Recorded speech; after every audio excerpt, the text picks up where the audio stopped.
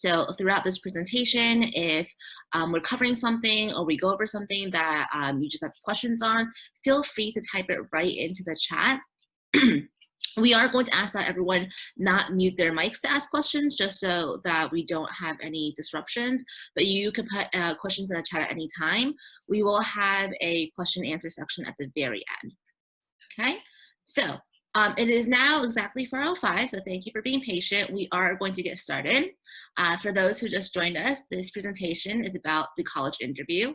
So we'll be talking a little bit about what students should be doing, what they shouldn't be doing, how parents can help them, and we're also going to be covering kind of the weird dynamics of this cycle and what it means to be interviewing during this pandemic, where pretty much every single college interview is going to be virtually done. So that's actually the first thing we're going to cover. What's different in this virtual pandemic era and what's not? Like I just mentioned, as a result of COVID, all on-campus interviews have been canceled. So I know there are a few campuses that are open right now, but even those campuses have canceled interviews on campus. So that means all interviews are going to be taking place remotely. This could be by phone, this could be usually on some type of online platform. Now, generally speaking, during the fall, so like the next few months, it's really the seniors who are interviewing with colleges, but the juniors sometimes do get a head start and begin interviewing the spring of their junior year. So depending on how long COVID lasts, depending on what happens in the next few months, we are at least right now anticipating online interviews for our seniors and potentially juniors as well. So a few things. Just as before, in the era of in-person interviews, colleges vary in their processes and requirements, including who interviews you. So for example, some colleges have actual admission officers, the people who will be reading your applications, interviewing you. Some of them have alums, some of them have students, like they're upperclassmen, seniors and juniors interviewing students. And who interviews you does matter. It matters in the sense that like you may want to change your approach depending on who you're interviewing with. Generally speaking, a student who's interviewing you, that tends to be the most informal kind of interview, meaning that the conversations or the questions or the answers are a bit more informal. With alums who are interviewing you, just know that they may not be completely up to date with their school. So some of the questions that you may ask an alum might be a little bit different. And of course, not that I don't want to use the word high stake to kind of make people nervous, but of course, if you're interviewing directly with admissions, that is slightly more high stake in the sense that these are people who are literally reading and evaluating your applications. So it would be, good to make a first impression, to, give them insight into who you are, your personality, and of course your application, your academics and such. But that's not the only way in which colleges differ in their interview process. Some colleges will want you to reach out to them, and some colleges will say, please don't reach out to us to ask for an interview. We will let you know when your interview has been granted. This is important just because we want to follow the rules of each colleges. For all of our students, you should have received a COVID spreadsheet for interview protocols, which lists all the various interview rules, whether you should be reaching out, whether the school should be reaching out to you, or whether your school doesn't offer interviews, which can be also the case. Now, what's different is if a school, for now, like this cycle, if a school during this time period says that you should be reaching out to them for an interview, our recommendation is that you should be reaching out sooner rather than later, because there's always a fall rush. And now that pretty much all of these interviews are being taken place virtually, there's going to be what we expect a higher demand, right? And maybe the volunteers are still, there and volunteering, maybe because of the pandemic, the alums are not as available. So I just would not wait until last minute. Most of the colleges that ask you to reach out to them will give you a deadline to reach out them until, but usually the closer you get to the deadline, the fewer options you have. And, if they don't have any more space for interviews, then unfortunately that means you probably won't be granted an interview. So it's definitely smarter to request one earlier rather than later. And given the situation right now, the fact that all these interviews are being done online, there's really no excuse not to request an interview, right? All you really need is your laptop, Wi-Fi connection, and that's pretty much it. So it does show a level of interest if you decided to ask for an interview, and that's always a good thing. You should always appear to be interested to your schools. Now, if you're not the one reaching out, the school is the one reaching out to you, and the school is the one giving you an interview, just like, you know, the situation in real life and in-person kind of interview, you should never decline an interview, because that really shows that you're not super interested in the school, right? So if given an interview, please do not decline. Now, what is different is that online interviews can be a bit awkward. So even like little tiny things, right? Like I'm looking at all of you guys, but I'm not looking directly at the camera because I'm looking at people's faces, right? So even little things like where to look, or, you know, what to do with your hands, or how to convey your thoughts, it can be a little bit different because it is online versus in person. And I think generally it is harder to convey your points and explain your personality and everything that you've done online. So this is where practice comes in. And today we'll be talking a lot about what to do when you're practicing, what not to do. And I think this is just as much of a presentation for parents as it is for students, because one thing that parents can do is to help their students practice. Of course, not to the point where you're beginning to sound robotic, not to the point where everything's rehearsed, but generally practicing can help, especially if you get a little bit nervous with interviews. Okay, one thing that I hope can ease your nerves is that, much like, you know, the interviews before COVID, interviews are not meant to be break. They can make you, but they're not meant to be break. They're not meant to break students' applications. And it's that, you know, most of the people who are interviewing, they're on your side. They're not trying to trip you up. They're not trying to make you uncomfortable. They want you to apply, and they want to give you a fair shot. So I know, for example, as an alum of Penn who interviews, I don't think in my years of interviewing have I ever, you know, like try to get an applicant rejected, right? And it's really not the case that your interviewer will give you low marks unless you were just like outrageously rude or offensive, which I know everyone here won't be. So take, you know, kind of comfort in knowing that no one's trying to lessen your chances, right? It's really something that should only help you. And if you do it properly, it should definitely help you. So, in other words, if done properly, an interview should at worst have no impact on your application, but at best should push you over the edge. So it really should be risk-free. But granted, you should feel comfortable doing this interview, right? So we don't want this to be like a super stressful experience for you. So what should you be doing? So this slide, you'll see that the do's are split into 3 different sections. The first is the things that you should be doing before your interview. So this, you know, I will probably try to do this, you know, not the day before, the few hours before the interview, but a few days before the interview. So a few things. One, if it takes you to reach out to them, you should reach out in a timely manner. Obviously not applicable if you're not the one reaching out. 2, because we're doing everything online, please check your internet connections, videos, and mic capabilities. Nothing's more awkward than having like a really glitchy interview where they can't hear you and you can't hear them, and half of everything you say kind of doesn't translate. So please make sure that your video and mic capabilities are working. If there's something wrong with the video, try to fix that, because I know in theory, while you can have a Zoom interview just with your mics only, I think it's even harder to convey your points and make yourself memorable when they can't see your face, right? It's a lot nicer to put a face to a name. Do turn off all your notifications. So that means things that could just ping you automatically, like little noises, like emails, Facebook, just anything that could go off. It's the same thing like turning your phone off when you go into like a real in-person interview, right?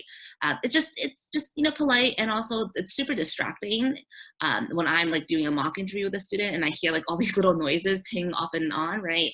So do turn off all like notifications on your phone or computer or whatever else. Please do arrive early like you would in a real in-person interview. Obviously that's a little bit different, but you know, log into your portal, to your link, to your Zoom, or whatever they give you to arrive early. And most of the time that just means that you'll be hanging out and kind of sitting in their waiting room. But that's still better than like arriving 5 minutes late, or, you know, arriving like right on time, right? It just looks like you're more put together, more professional. Dress for the part. So obviously they can't see all of you in the interview. They really just see like your shoulders and above. So I guess you could wear shorts, you could wear pajamas below and nobody would ever notice. But at least for, the top half, wear something that's business casual. There's no need to put on a tie, no need to wear a suit or anything too crazy, but I probably wouldn't just wear the t-shirt, right? So wear something like a nice polo, a nice dress shirt, anything that you would have worn to a real interview. That's what you should be wearing to this kind of Zoom interview. The next part is really, really important. I feel the first few pointers we kind of gave are like more or less just like, everyone should be doing this, but we're just reminding you. The next part, I see a lot of students not doing this despite us telling them to do this. Please research the school. I cannot emphasize enough. Schools will have a lot of different interview questions, right? And there's no way we could predict every single question in the exact order that they'll ask you. But I can tell you the one question almost every single interviewer, every single school will ask is, why are you interested in our school? Why are you interested in Cornell? Why are you interested in Case Western? Why are you interested in X, Y, and Z schools, right? And that's your time to shine. That's your time to really show them, I've done my homework, I've done my research, I know all about your school, I'm committed to coming. If you give a very vague answer like, oh, your school is really nice, the kids are so, smart, and there's a lot of classes I could take. I mean, that sounds like I could be talking about any school, right? So that's just not really a compelling answer. And trust me, I think, especially if you're interviewing with admissions, they've interviewed enough people to know who's making up an answer and who's like really done their work and really wants to come, right? So that's one area that you could definitely make yourself. Now, if you say absolutely nothing about the school, I think that could be an area where you kind of break because it just doesn't show that you're really interested in the school. Remember, we talked a lot about in previous seminars why demonstrated interest is important. And it's important because colleges care about their yield, right? So if I accept 10 kids and nobody comes to my school, that's going to affect my yield, right? So how do I know who to accept? Well, I want to accept the kids who are actually going to come to my school and accept my acceptance. So if you're someone who shows that you have no interest in the school, that you don't even know the reasons why you would come, well, that's an indication to me that you probably won't come even if you get accepted, right? So it's super important to do your research. And don't just do research on the school, do research on the interviewer, right? If you're interviewing with admissions, their research is like pretty easy in the sense that their bios are all on the website. That type of research probably isn't going to indicate much in the sense that those bios just tend to talk about their careers and their time at the school. So it's not actually as important to research an interviewer if you're interviewing for admissions. But if you're interviewing with an alum or student, it's super smart to research them just because you might have a lot of things in common. And those could be things that you talk about in your conversation, right? The interviews are really better when it's a natural conversation rather than like a forced interaction. I remember one year with a student who was interviewing for a particular school, and she was working at NIH at that time for a summer internship. And turned out her interviewer was actually another researcher at NIH. So that was pretty cool. And that allowed us to prepare a bit more in advance, knowing that we're probably going to be spending some, at least, like I would say, a good chunk of the interview on NIH, given that this was a big thing that they had in common. And so she was able to kind of think about her strategy and think about her prep before then. So you never know what you might have in common with that person until, you do a little bit of research on them. Of course, as I mentioned previously, you should practice, but don't over practice. Please don't sound like a robot. Don't be like, well, if they ask me this, these are the exact words I'm going to say. And don't get caught up like that, because then if you don't say those exact words, you might get flustered. You might, do worse than you probably would have done if you just came in being natural. Practice, but natural. And do know what aspects of yourself to highlight. This is super, super, super important. So again, there's no way we can predict the exact questions in the exact order. We can tell you generally the type of questions that the schools ask, but it could be in any which order, or it could be rephrased in any which way.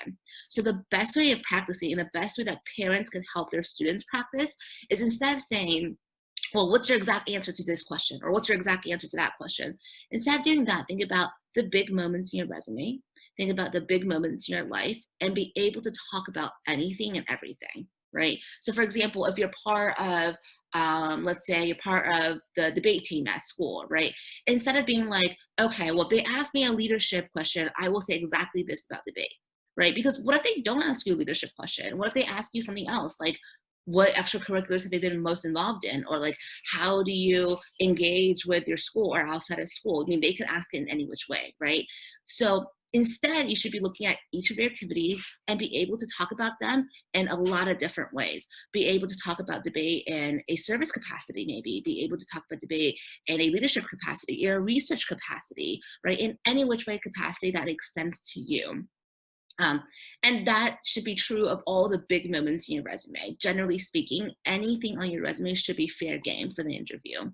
That should also be true of big moments in your life, right? So if you're, if you're trying to study pre-med and something happened in your family that's really inspired you, be able to talk about that moment, right? So rather than preparing for an exact question, an exact answer, prepare for moments instead. Right.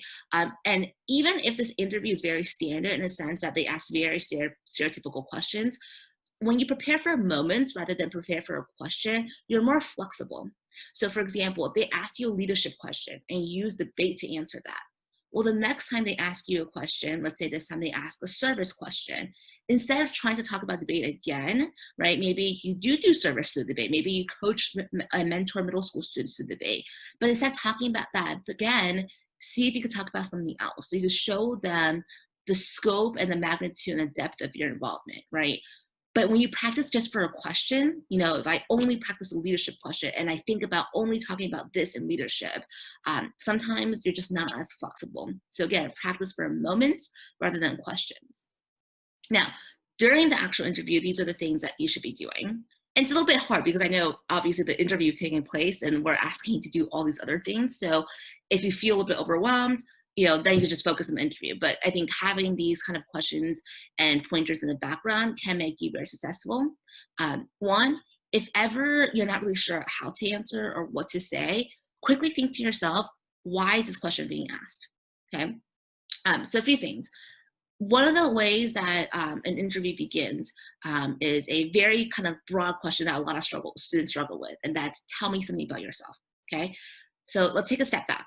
Typically, college interviews start in one of two ways. A very narrow way, like, oh, hey, what's your name? What school do you go to, right? In which case, the answer is simple, right? Or more often than not, they start in a very broad way. Tell me something about yourself. And this kind of question can trip up a lot of students because they're like, well, that's really broad. Like, what do I talk about? I could say anything, right? And so they might get a little bit flustered. So anytime you're flustered, it might be worthwhile to just quickly think, why are they asking me this question, okay? And the reason why a lot of interviewers will begin with a really broad question like that, tell me something about yourself, is that we don't know anything about you. It's very hard to ask someone questions when you don't know anything about them. For example, as an alum of Penn, and when I interview for Penn, I don't receive any information about that student other than their name, the city that they're from, the school that they go to, and what program they're applying to Penn to.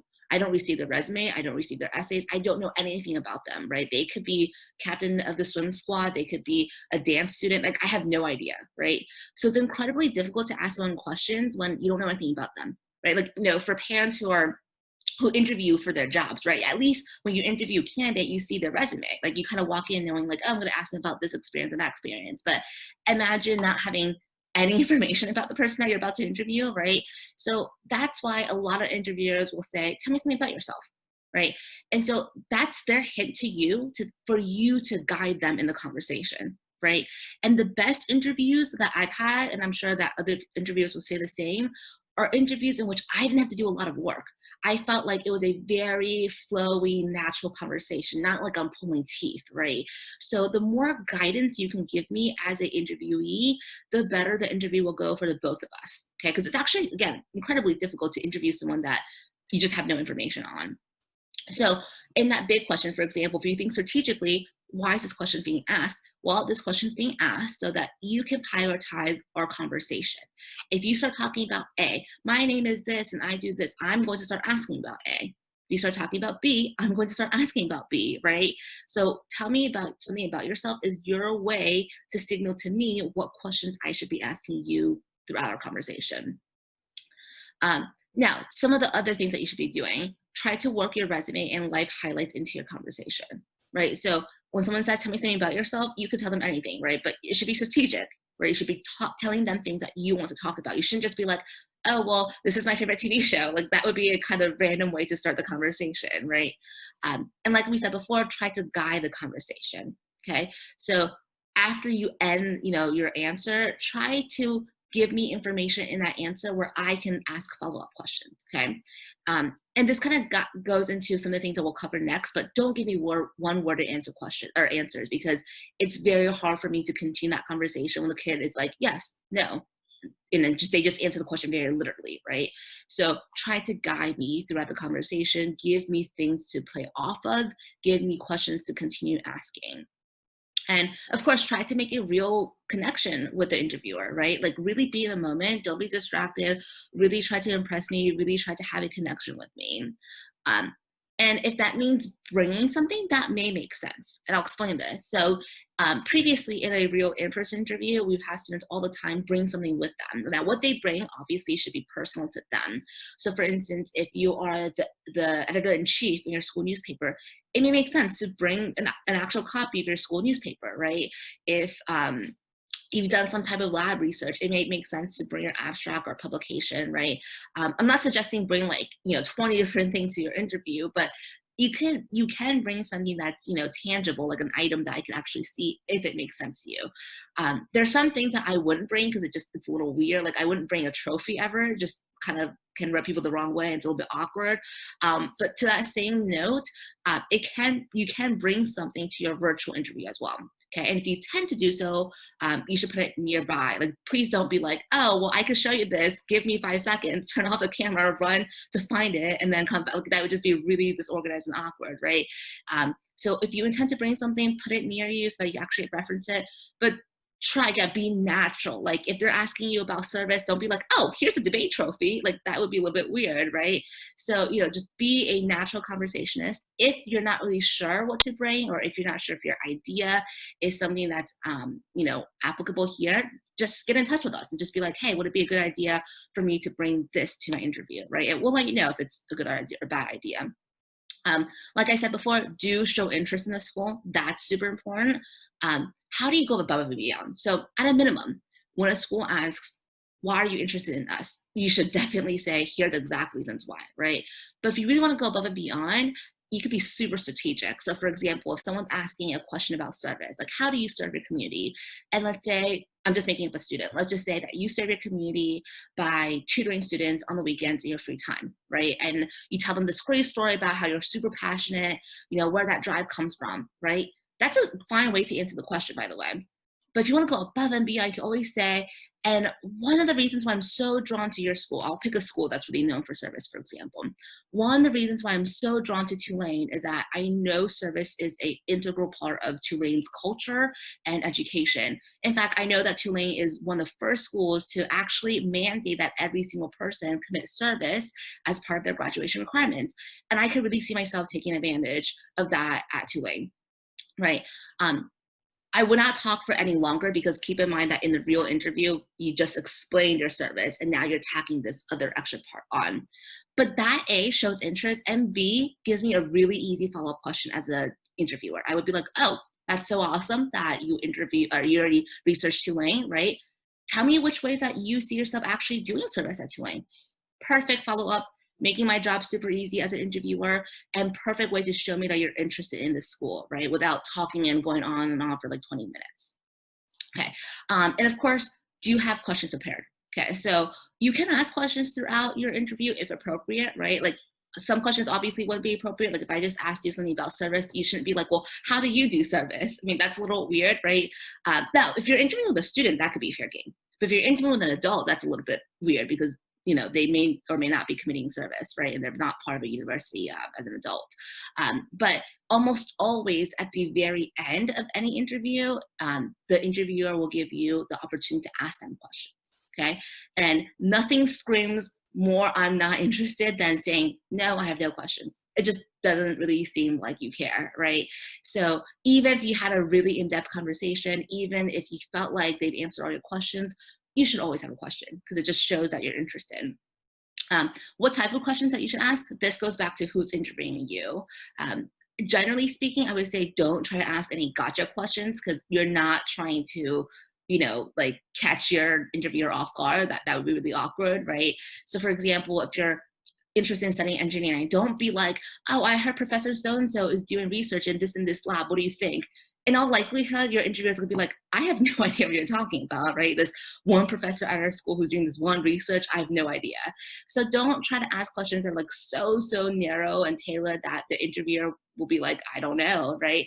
But do ask questions that are related to the school. So don't ask like really broad questions like, oh, what is, I guess like, what is something that kids at colleges do? Like that's not really tailored to that school. You can ask like, what do kids at Tulane do for fun? What do kids at Stanford do for fun, right? But don't ask a really broad question like, what do college students do? And again, who you're talking with, like the interviewer, should influence what kind of questions you ask, okay? So with alums, you can ask questions about their experience, what they remember. With students, you can ask them more questions about student life and what it's like to actually attend the university right now. With admission officers, some of them may not have attended your institution, right? Some of them may have attended elsewhere. So those questions might be a little bit different. But generally speaking, you should always have questions prepared. I would prepare like 2 or 3 questions. There's no need to ask like 20 questions at the end, but I would ask, 2 questions, and if it's appropriate, maybe some follow-up to some of the questions that you asked. Okay, and after the interview, this is so important. Do follow up, okay? We'll be talking in our panel in a second about how to do that, but it is incredibly important to follow up in a timely fashion. And I'm sure many parents know, if you're like a recruiter for any of your jobs, you know that it looks more impressive when an interviewee follows up afterwards and talks about how much they appreciate your time and appreciate the opportunity, right? So do get in touch with your interviewer after the fact. And when we say timely manner, we mean within 48 and 72 hours, kind of pushing it, but still fine. But generally speaking, within 48 hours. Okay, here are the don'ts. Some of them may be very intuitive, but we're just reminding everyone just so we're all on the same page. Don't chew gum, it's super distracting. Don't eat or drink, also very distracting. This is a little bit different. Previously in a in-person interview, sometimes the interview is at a restaurant or Starbucks where it may be appropriate to get something to eat and drink and have lunch with your interviewer, but on Zoom, please don't eat your lunch while we're doing the interview, right? Water is fine. You get thirsty, that's natural, but try to be like not distracting. Like don't take a loud straw and start like slurping the water. Just be like normal, right? So water is fine. Obviously no offensive language, that goes without saying. So nothing rude, nothing that if you would be embarrassed to say in front of your parents, don't say in front of your interviewer. Even if it's a student, even if it's a college student, don't say anything that you would be embarrassed to say in front of your parents, because that could be slightly offensive to even a college student. Please do not check your watch or clock. It's super awkward. It just shows that you really want to get out of there, right? So don't do that in real in-person interview, and please don't do that online either. I guess you could check your watch without me noticing if we're doing Zoom, but still awkward when someone's like, if I were to like look down, every like few seconds, like it's still awkward, right? You would still be like, what are you doing, right? Even if you don't know I'm looking at the watch, it's still like kind of distracted. Don't bring your parents. Same thing for in-person interview, although I think we're more concerned than in-person interview. We're more concerned about the virtual interviews than in-person interviews, because normally nobody really brings their parents in an in-person interview, but virtual is just kind of easy, right? For your parents to be sitting in the background or sitting next to you. But we would not recommend it. Even if they can't see you, we would not recommend it, because I think sometimes it just psychs up the students a little too much. They get like extra nervous, or they just kind of get out of their zone. And certainly like, I wouldn't recommend obviously sitting next to your parent, right? Because that just shows that like, you don't want to come across as like a dependent like kid, right? You want to be an independent adult. So don't bring your parents. On that same notion, even if it's accidental, try not to have like your parents or just people walking around or just doing random things in the background. So go to a quiet, nice, secluded area for your interview. We talked about this previously. Don't give one-word answers. It just seems that like you're really not interested. But also don't talk forever, right? Be cognizant of how much you're talking. Give me enough information so that I can ask follow-ups, but don't just talk at me, right? It should be a conversation, not just you talking at me. Don't talk too fast. Especially over Zoom, sometimes connection issues, it could be difficult to follow someone. So if they're talking too fast, then it could be even more difficult to follow them. We talked about this again and again and again, and we'll keep talking about it. Don't over practice. I hesitate to say like what is the ideal amount of practice because I don't think that exists. I think every single person is so different. Some people may need practice for a few weeks and on a routine basis. Some people maybe just once, one at a time, times here and there, right? Like I just think that for everyone, you should be, practicing until you feel comfortable, but not to the point where you're like, oh, this question, I had this exact answer. I'm not even thinking about it. I'm just starting to talk, right? And you kind of become a robot without actually engaging the other human on the other side of the screen. Don't try to be someone else. Okay, so I've had a few mocks now where students are like trying to say something that they think impresses me. And when I ask them to follow up, they're like, oh, I'm not really sure where I was going with this, or they end up like pitching a narrative that doesn't really match the rest of their college application, right? So for example, if in the interview, you're like, okay, I'm gonna be super impressive, I'm gonna be talking all about social justice and service and blah, blah, blah.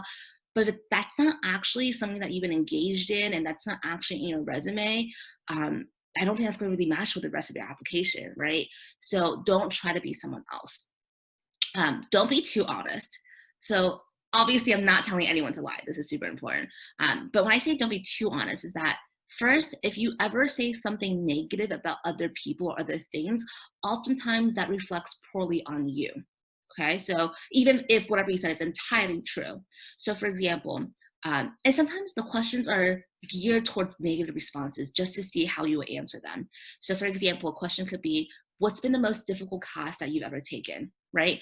And it could be absolutely true that the most difficult class that you've ever taken was calculus because your teacher just did not teach. That could be absolutely true. But going off on a rant about how your teacher was awful, how she didn't teach and all, that's not going to look good for you or for the teacher, right?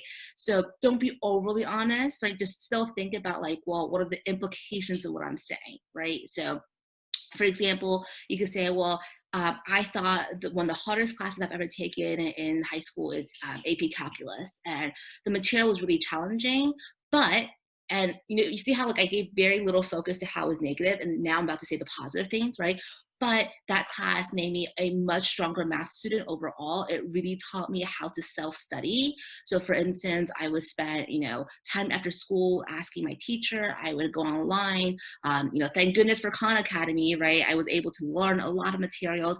And so I was able to get the point across about how you really had to learn the subject on your own without bashing the teacher, right? And it serves no purpose to talk negatively about anyone in the interview. And keep in mind, that's not the only negative question. Sometimes they'll say like, what's a weakness that you have? Or tell us about a time where group work didn't go according to plan. I mean, they could ask anything, right? So just don't be like super like, well, one time this group work didn't go according to plan because my partner was absolutely horrible. Like that doesn't make you sound good either. And if they do ask you a negative question, try to focus more on the positive about what you learned and how you became stronger as a result. Above all, like we talked about, don't psych yourself out. Don't, make this into a super stressful experience and not be able to convey your points properly. Okay, so let me see if we have any questions in the chat before we go into our panels. Give me 1 second. Okay, so I do see a few questions in the chat. I'm going to answer those first, and then we'll go back and we'll talk about the panel as well. So one question, one person had, how do you bring something in a virtual interview? Yeah, that's a great question. So have it nearby you, right? So for example, let's say, let me just an example. Let's say I am the editor-in-chief of my school newspaper, right? And let's say they ask me a question like, well, what extracurricular activity have you been really passionate about? And I start saying things like, I'm super passionate about one of like my newspaper, and I wrote this great article about LGBTQ rights in my school, and something I'm really passionate about. If appropriate, right? Like you guys have to kind of feel the tone of the room. If appropriate, you could say, oh, you know what? I actually have an article right here. Would you like to see it, right? And then you could pull up the article or show them the newspaper, right? Obviously, some things are more appropriate than others. Like if you want to show them, let's say like a gadget that you made for engineering, right? Great example. That's super like easy to just bring up. But I probably will stay away from like bringing up like trophies or like like a video of your swimming reel, just because it's kind of difficult to show that, or you don't want to be too showy. Showing off trophies could like rub people the wrong way, right? Like you don't want to be like super obnoxious, like, oh, I'm so overachieving and such, right? So yeah, you could definitely bring something in the interview, and if you intend on doing so, you could check with us and put it nearby. Again, so the key is here isn't to go like run off in your room and start looking for like 20 different things. Somebody says, if you research your interviewer beforehand, is it appropriate to reveal it, or is it creepy or awkward? So that's an excellent question. You can reveal it, but definitely don't reveal it in a creepy way, right? Don't be like, oh, so I Facebook stalked you, I LinkedIn stalked you, and I know you do this, and I know your parents were born in this year. That would definitely be creepy, right? But usually I think the better way of revealing it is more of like, like, for example, let's say your interviewer used to work or did work at NIH, and you know that you worked at NIH. So then it may be really smart for you to bring up NIH early in the conversation, right? So for example, if they ask you like, well, how do you know you want to pursue medicine? Bring it up right then and there. And then like a normal human being, they would be like, oh, you worked at NIH? That's so funny. I worked there too. And then they could start, talking to you about it, right? So I think most students feel more comfortable kind of like, oh, now that I know we have this in common, I'll try to bring it up early and I'll see if they engage, right? Because what if they don't want to talk about it? What if they had a horrible experience at NIH? That could be true too, right? You're kind of giving the ball in their court because you don't want to force them to have that conversation either.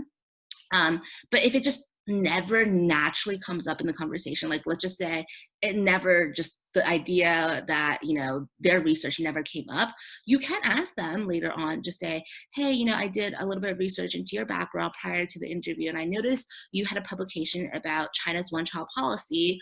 I would love to learn more, right? And that's totally appropriate. Like that's actually happened to one of the interviews I actually did do for real for UPenn, where one of my interviewees looked me up, saw my publication, and asked me about it. And usually if you do it that way, it's more flattering than like creepy. It's creepy when you're like personal information, like I know you have a daughter or this and that, and then it's like that's a little bit weird, right? But if you do it at the very end, make sure that's relevant to you, right? So like if they had a publication in engineering and you are applying as an art history major, I don't know how much that makes sense to even talk about, because what would be the point, right? But definitely, like if it feels weird to you, I would err on the side of like not doing it, because you don't want to come across as like overly excited. Do you suggest that we have a cheat sheet with us during our interviews? This is such a tough question. I think it really depends on the student. If you're someone who naturally gets kind of nervous and like, I know public speaking is super difficult for a lot of people. So if you're someone who gets really nervous and you feel like, well, unless I have a cheat sheet in front of me, I'm going to lose my place. I'm going to get super nervous. I'm going to lose all my marbles. Then I would say, yeah, bring a cheat sheet, right? Like have your resume in front of you, have the big moments in front of you. But if you're not someone who gets overly nervous, I don't like bringing a cheat sheet, because you're probably going to look distracted, right? Like you're probably gonna look down and start like looking at your cheat sheet, like I covered this, I covered that. It becomes too much like a check the box kind of thing rather than a human interaction, right? You don't want to be like, okay, we talked about this, now we have to talk about that. It won't be a conversation anymore. For the same reason, usually when we tell students to bring their resume to a real in-person interview, we tell them to put it away in a folder, right? And present that at the very end rather than take the resume out in the middle of the interview. Because if they take the resume out in the middle of the interview, it's distracting for the interviewer because there's a piece of paper in front of them and now they're like more focused on the resume than on you, right? And B, it's distracting to you. So if you feel like you really need a cheat sheet to kind of, stay in that moment, then yes. But for the most part, I would say unless you're super nervous, I wouldn't recommend it because it just takes away from the moment. That's actually a really great question, or follow-up question. Somebody asked, do students need to bring a resume, share file, or send a resume to the interview before the meeting? That's a great question. So my advice is, and this is the same thing for an in-person interview as well, the only difference is, usually on Zoom, you would be able to send the file rather than show them the file. My advice is that unless the interviewer asks for your resume explicitly, like, prior to the interview, they get in touch with you over email and they say, hey, before the interview, can you give me your resume, right? Unless they say that, I would not email them the resume beforehand, because when you do, oftentimes the interview becomes too clinical. It becomes like, your resume says this, can you tell me about that? It's not a human interaction anymore, right? And I wouldn't recommend sending the resume during the interview for the same reason. Instead, what I recommend is sending your resume after the interview as part of your follow-up. A, that gives you something to talk about as a follow-up, a good reason to follow up other than just saying thank you. And B, that could help them write their write-up, like just a good kind of memory boost of all the things that you've done. And C, they still get all the relevant information without losing the human interaction, right? Same thing for a real in-person interview. We always tell our students to bring a copy of their interview and put it in their backpack or put it in a folder, just in case their interviewer says something like, oh, hey, nice to meet you. Do you have a resume? I mean, almost never do they do that, but you don't want to be caught off guard, right? So just in case they do that, you look super prepared, being like, oh yeah, let me pull out my folder. But even in an in-person interview, if they don't ask for a resume, we always tell our students, don't bring it up until the very end. At the very end, you can say, oh, by the way, I have a copy of my resume. Would you want one, right? And some interviewers will actually say no. They'll be like, no, I thought we had a great conversation. I know exactly what I'm going to write about, right? I'll be honest and I'll say that when I write my write-ups per pen, never have I hinged my information on things that the student gave me on their resume. It's always about the conversation we've had. If I have to look at your resume to write something about you, it means I didn't learn much about you during your interview. And that's not the best of signs, right? So we don't want to rely too much on the resume. We want to rely on that human interaction instead. Okay. Somebody asked, what might be different between this might be different between schools. How do the logistics of the interviews work? Are you given a week in advance notice who your interviewer is so you have time to research them? This is a great question. So for schools where you have to request an interview, it's really simple. You go on their website, you look at a calendar of dates, what interviews are available at what time, and you click on the spot that is open, right? So that you know exactly when, you know exactly how, like even down to the minute of the day, right? So there's no excuse like to not research. Like obviously, please don't ask for an interview tomorrow when you haven't done your research, right? For schools, would they reach out to you? So typically the interviewer, whether it's alum or student or admissions themselves, they have a deadline, they have a window. Like they'll say, please reach out to all these students by this exact date. Usually they reach out to you by phone or email, which brings me to a really important point. I cannot stress this enough. Please, please, please, please, please, please, okay, for all the seniors who are on call right now and all the parents who are here, please make sure that your students are checking their voicemails, checking their emails. Okay, it is so important. It looks really terrible when someone reaches out for an interview and you don't answer for a week or two. Okay, the fastest way to get yourself rejected is to forget about it and then either never respond because you just rejected an interview, or respond a week later being like, oh, I totally didn't see your email. Now can we do the interview? It just looks really disrespectful. So please check your emails. Please check your phones. They can call you or they can email you. So that's both are fair game. Usually when they reach out, it's polite to schedule something within 2 weeks, right? Obviously, like I had one student, for example, last year who got pneumonia and he had to reschedule. That's totally fair, right? But I wouldn't be like, oh, well, nothing in the next 2 weeks is good. So what about next month? Like that just looks like you're not really prioritizing them. So usually it doesn't have to be like, what about tomorrow? That's a little, you should give yourself some notice. But anything within 2 weeks time should be fair game. Okay. How long is the average interview and how do we know when it's over? Good question. So the average interview typically lasts anywhere between 20 minutes to an hour. Beyond hour is pretty rare, especially with Zoom. Sometimes like, when you're interviewing in person at a restaurant, then it lasts the entirety of lunch, right? But over Zoom, it's pretty rare for it to last over an hour. Especially if you're interviewing with admissions and they have back-to-back interviews, right? So be prepared to be for more like typically 30 to 45 minutes, but anything between 20 to an hour is fair game. How do you know it's over? So usually they have pretty clear signals, like, they'll say, well, do you have any questions for me? Or like, thank you so much for coming to interview. We'll be following up or something like that. Like I don't think you'll be in a position where they end the interview without you realizing it, right? So I wouldn't worry too much about that. But yeah, and I wouldn't look too much into like, well, my interview was shorter or longer, right? It's a human interaction, it's dynamic. We can't predict exactly when it ends, right? Generally speaking, just because an interview was slightly shorter or slightly longer doesn't mean you had a better or stronger interview. It just really depends. Okay, I don't see any other questions in the chat. So I am now going to open this up to our panel. I invited 2 students on last year, so they're entering freshmen into their respective schools, because I think, it's great that we're all here, you all listen to me talk, but I think it's very different to hear from the perspective of someone who just went through it last year. So on the screen, let me share the screen real quick. On the screen, you'll see that we have our panelists questions, frequent asked questions that our students have. And then afterwards, we'll open it up again to everyone, right? So first, let's welcome our panel. We have Vinay. Vinay, if you could wave to everyone. Okay.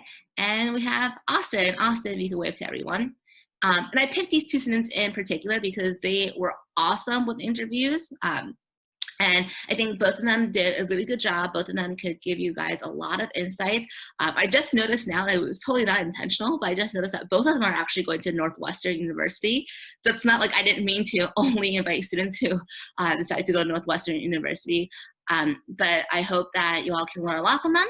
So I'm going to open up the first question that we have. And Austin, Vinay, I don't care which one of you go first. It's just really up to you. So the first question is, knowing, everything that we just talked about, how did you 2, how did you 2 prepare for your interviews? So do you wanna, yeah, I can start with this one. So I think that this was kind of covered a lot in the previous slides when Elisa was talking about how you should be practicing questions, and then you should be able to be reaching out to your interviewer and kind of figuring out what the interviewer does and kind of a little bit more about the person. I'd say that there are particular ways that you should be practicing answering questions. What Elisa is saying is entirely true. There is totally a way where you can over practice and then crystallize every answer that you have. And then all of a sudden, the interviewer asks you a question without a thought, you're spewing out a 10-minute answer. That doesn't look good because that just looks like you practiced it over and over again. And that's not what they want. They want a conversation with you rather than an interview. So what I would say is, if you're practicing answering questions, practice as if you're actually answering it in the interview. And what I mean by that is, it's okay to kind of take a second, pause and say, oh, that's a really great question. Give me a second to think about that. Think about it and then say it. Or you can, even when you're answering the questions, you can kind of stutter a little bit, or you can kind of say, or yeah. And so just, it kind of shows that you're not you didn't practice the answer, you're thinking it as you go, because a lot of times they want that fluid conversation. And then in terms of being able to reach out to the person, definitely do it as quick as you can. I totally agree that if you wait a week, it's going to look really, really bad. But then when you reach out, make sure that you're doing it on their time, because so you know that you respect them and you value what they're doing for you. And then you're able to say, whatever works for you, give me a couple of dates, I'll make it work. And then when you actually look into the person, I mean, yes, you should definitely, if you can, try and say something, whatever connection you have to them before. But honestly, for one of my interviews, I wasn't really sure how to incorporate it specifically. So I said, listen, I don't want to sound like creepy or anything, but obviously, just to be more prepared, I did a little bit of background research, and I realized that we did the exact same thing. We're looking at the exact same major. And honestly, I just had a couple of questions for you about that before we even get started. She was very receptive to that. We talked about that for like 15 minutes, and then that kind of really, really kicked off the interview. So I think that in order to prepare, you should do as much preparation and practice as you can. But when you're practicing, make sure that you're practicing in interview situations and not just rehearsing it. That's what I would. For me, first off, obviously, Elisa is the authority on how to go about this process. And so my answers to all these questions is basically just what I did. I'm not going to say that, you should do this, but this is just my perspective. And so for that first question, how did you prepare for the interview? I think a couple things that I really worked to do was, first, that research about the school. I found that, when you're able to talk about the interviewer's school in detail, the interviewer gets excited in the conversation as well. And so you start to bring them in, and they start remembering their positive experiences in their school. And that overall, to me, kind of generated this atmosphere when we're speaking of like, oh, we're like peers and you're like kind of helping me through this process and we're just working together to get to that school. And then you're on the same team as your interviewer. They become, you know, more aligned with what you want to say. I think another thing that I did to prepare for the interview, definitely, you know, there are certain questions that are pretty much always asked. Elisa talked about this earlier, you know, like the tell me about yourself, stuff like that. And so I didn't necessarily rehearse answers, but what I did was I made sure I knew which activities, which experiences that I had were best associated with which traits. And so that way, when I knew I wanted to connect something with that, in my mind, I already had, you know, an activity that I knew would work well with this. And so by kind of establishing those connections, you can be, you know, fluid when you're speaking, but you can have, you know, things that you're confident in saying and confident in explaining out to the interviewer. And so I think those were the two main things that I did to prepare for the interview. Excellent, excellent. Okay, so you guys see why I picked them? They're amazing, right? Okay, so next up, how did you make a great first impression? And I'll just say it is incredibly difficult to make an impression overall, but super difficult to make a first impression over Zoom. Austin, you want to start this one? Yeah, sure. I mean, for me, I think if you just smile, honestly, like if you're really like, if you show that you're excited, if you show that you're happy, the interviewer is going to be excited. They're going to be happy. And also just like, you know, if you walk into an interview and I'm the person that's taking the interview and I see that the person I'm interviewing is smiling, then I become like more open to them as well, because, you know, we're all happy. It's not like something that we're trying to break each other down or anything. We're just having a conversation. We're smiling, we're talking. And so I think, you know, that smile and being positive at the jump is really good to make that first impression.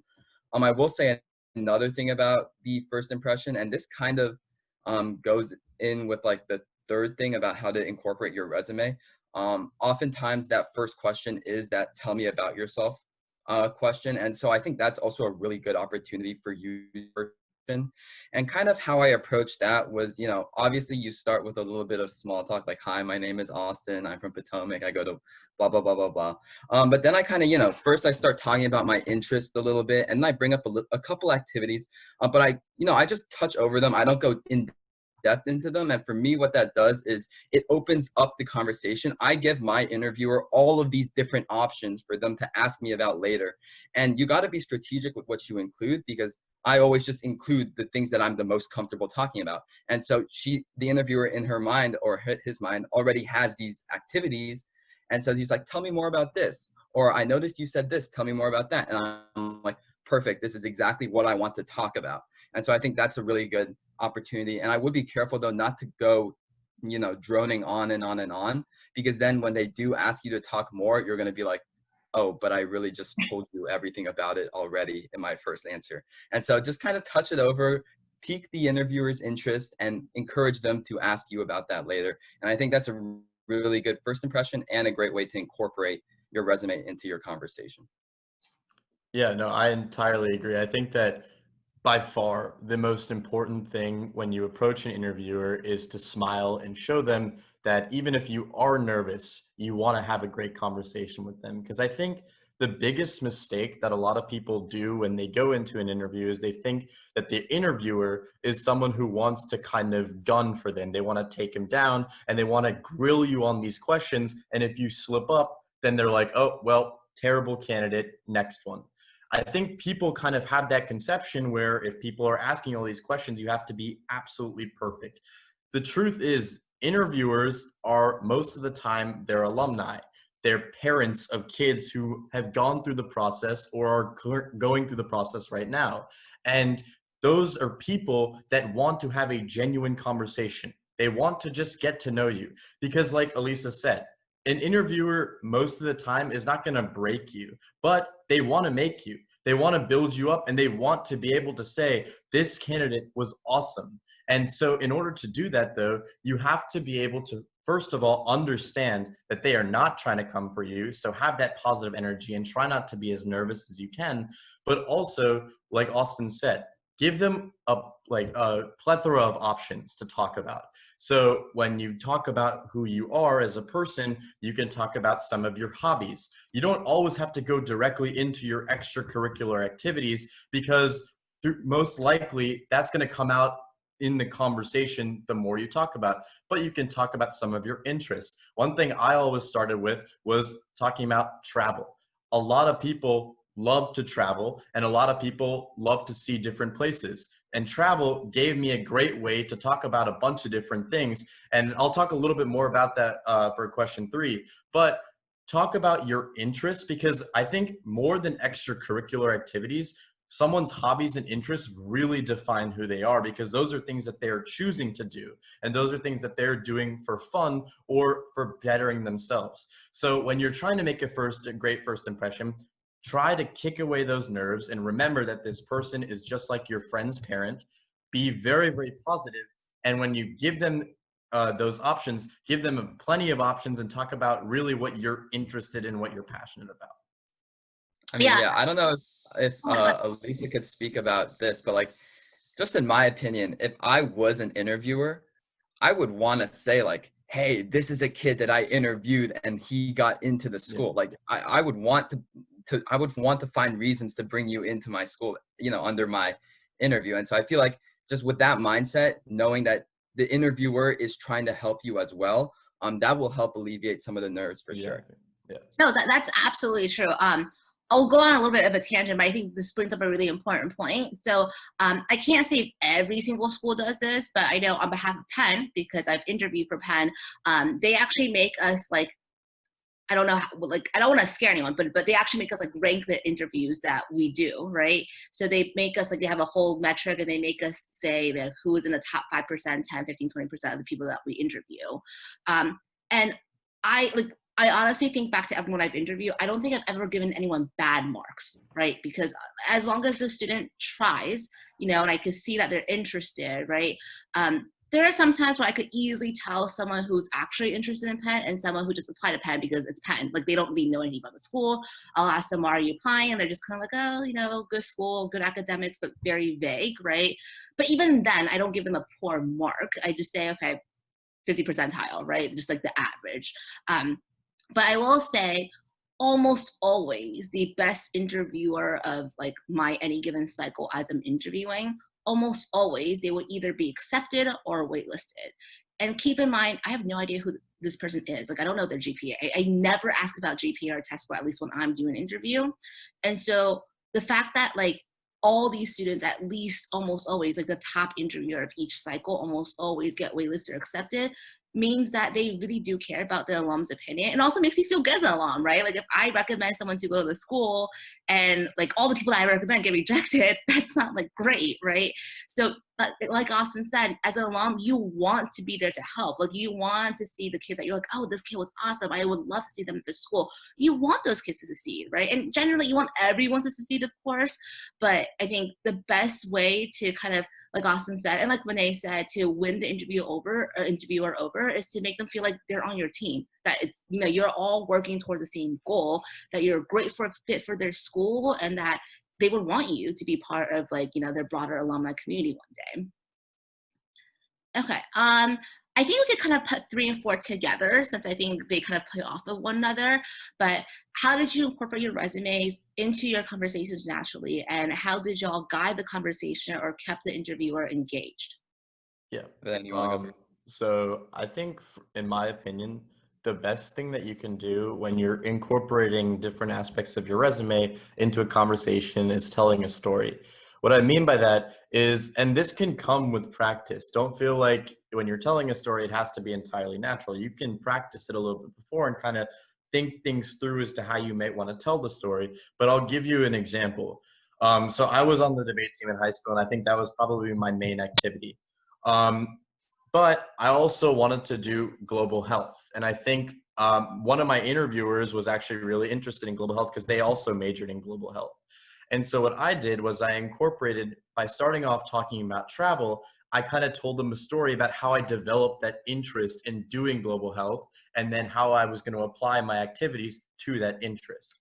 And what I mean by that is I started off talking about how I love to travel, and I've been to several different countries, and I've seen the different environments in these countries, and I've seen how there are plenty of impoverished areas. And times like this, in coronavirus, there are plenty of people who don't have access to medical facilities, and there's 500 kilometers between different medical facilities, and they don't have the technology to deal with any of these things. And so I saw that as kind of an opportunity where I could actually potentially speak out and kind of help these different areas. And don't think that when you're talking about that, it sounds like cheesy. No, they want to understand why you chose this particular major. And so by telling them that story and then saying, that's why I kind of got into debate in the first place. It kind of showed me that I can speak out and have an effective voice and create change. And then that change can translate over into a bunch of different areas that may not have the ability to change. And so that is kind of a way, I would say, where you tell that story of how you got to that interest and then kind of take your activities, figure out how they fit into that interest, and then incorporate that into one big story. Because from there, then going on to that fourth question, then they start, there's a big story now laid out. Then they start picking at different bits and pieces. Maybe the question is, oh, where have you traveled? Maybe the question is, oh, what have you done with debate? How has that really influenced you? Or maybe the question is, oh, public health. Tell me more about the public health program at Northwestern, why you're interested in it. And so ultimately, that is what I would say. Tell that big story. Don't ramble. Tell that story. Let them do the questioning from there. Let me just add one quick follow-up before Austin. Everything Vinay just said, awesome, because if I was interviewing Vinay, he just made my job super easy, right? If he told me that story, I'm like, oh gosh, there's like 3,000 questions I could ask, right? If he just said, I like travel, I do debate, I like global health, I would just be like, give me something. I just don't know what to say after that, right? And so when you force that conversation, it's very difficult for the other person, right? And my favorite interviews are always ones where I'm like, I didn't have to do any work. It was just a conversation, right? So I thought that was a perfect example. Austin, you next. I mean, yeah, pretty much exactly what Vinay said. I think stories, not only are they a great way to convey, reveal parts about yourself, they're also easy for the interviewer to remember, in my opinion. Like when you tell them a story, they're like, oh, I remember blah, blah, blah, like later on when they're, writing you up. I think for me, again, what I said earlier about, that first impression kind of setting the stage for what you want to talk about. I found that it's been really helpful for me in terms of guiding the conversation. For example, when I'm first starting the conversation, I could perhaps talk about my interests, and then the interviewer would, continue the conversation. They'd ask like, how did you develop those interests? And I would talk about, this activity that I did that kind of showed me why, blah, blah, blah. And then from there, the interviewer would be like, is this something that you would consider doing at our school? And I'd be like, yes. And then I would point out like specific research parts from their school. Like there's this actually really cool program at Northwestern that does this, this, and that. That's also very similar to and then you're just guiding the conversation along, and you're kind of checking the boxes of being dynamic, interested, having good activities, knowing the school. And, by setting the stage initially like that, I think it's really good for it just, goes towards that natural flow of the question and answer, and it just kind of flows organically. Again, another thing was that I knew which activities I wanted to talk about in which context. I also did debate. For me, I like to talk about debate in the context of, speaking and advocacy, versus like when I talked about music, sometimes I talked about it in the context of making new friends, because I wasn't initially friends with a lot of people in music. And so just picking which parts of which activities you want to talk about is a great way to just, you can find opportunities to bring them up, and you're like, oh, this is a perfect place, while you're speaking, and then you can just channel it up. For the fourth question about how to keep them engaged, I think a story, again, is a great way to keep them engaged, because stories are very interesting, versus if you're robotic and you're just like listing stuff. To me, I always thought that, since you send your resume to the colleges anyway, in the interview, it matters more what you say about the activities, not the activities that you say yourself, because the people that are evaluating your application already have those activities. And so for me, I always wanted the interviewer to kind of, come out of the interview with this idea of like, oh, in this activity, Austin showed that he was blank, blank, and blank through this, interaction with some people. And so that's kind of how I approached it. Another thing about keeping them engaged, I think, is if you show confidence, If you just like speak like with confidence, kind of, you know, with swagger per se, I guess, then it's easy for like someone to follow along what you're saying, and they want to hear more from you. They want you to talk more. And so I think that's also a really great way to keep the conversation fun and engaging for you and the interviewer. I think one thing to tail off onto that is when you're talking about your resume and you're talking about the different activities, a lot of times they want to like see what you've actually done in these activities. But I think most of the time what colleges want to see, but also what the interviewer wants to see, is what the contribution the interviewer is going to have to that college. And in order to see that, they have to understand what the activities, what the person has learned from them, what knowledge they've gained from them, what personality traits that have come from those activities individually. And then from there, that is the stuff that's going to be brought to their university. It's not your accomplishments in the previous activities. It's the things that you've learned from those activities. That's what's being brought.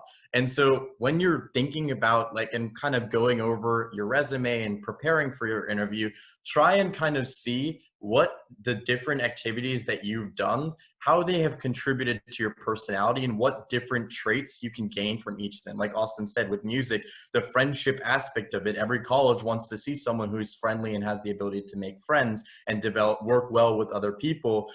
Find different like kind of things in each activity that would build up your personality, that the interviewer can say, this is why this person is going to fit really, really well at our college. And you can like really definitely work to like minimize the overlap. And so what I mean by that is like, if I use music to talk about friendliness, then if I'm talking about tennis, maybe I'll talk about like competitiveness or something like other than teamwork or something like that. Just to kind of, you know, build that whole, they love the holistic word, the holistic picture of who you are as a person. No, I think both of these comments are awesome. I just want to add one quick thing, is that interviewers often do have to write a write-up for you, like after you interview, you know, how it went.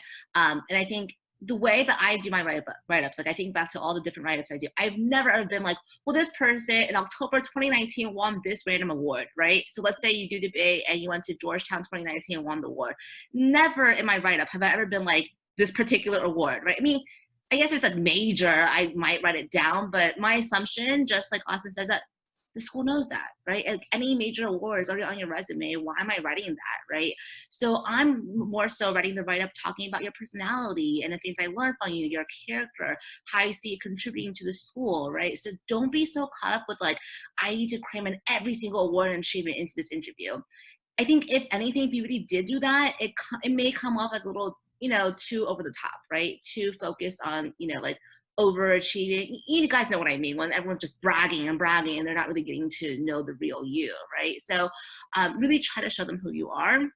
I think both with Vinay and Austin, their example of like knowing why you do the things that you do, knowing what you've gained, and being flexible to talk about all these different things in different ways is exactly what I want you guys to do. Like, I don't want someone to be like, well, I could only talk about music and making friends, right? Like Austin said, if you already use tennis for making friends, then use music for another thing, right? To maybe to connect with younger students, to connect with senior citizens, to connect with the community, right? Just be flexible. Like, know your stuff, practice it, but be flexible because this is a dynamic situation. Next one is kind of my favorite. I will make one comment before I open up to Vinay and Austin. So I know earlier I said, ask yourself why they're asking you these questions, except for sometimes there's really no answer, right? So sometimes it just might be like, I had one kid who got asked, if you could be any sort of weapon in a war, what would you be? Like something really ridiculous, right? Or like the really common question is, if you can take anyone out to dinner, who would it be, right? So they're really not like, oh my gosh, there's only one right answer. So they're not trying to, you know, go after you or anything like that. But I do want Vinay and Austin to share their experiences about how they dealt with curveball questions. So for me, I think for me, when I think about why are they asking me these questions, I think it's to see if you get rattled. And so I think a winning answer for any curveball question is one where you know, keep your composure.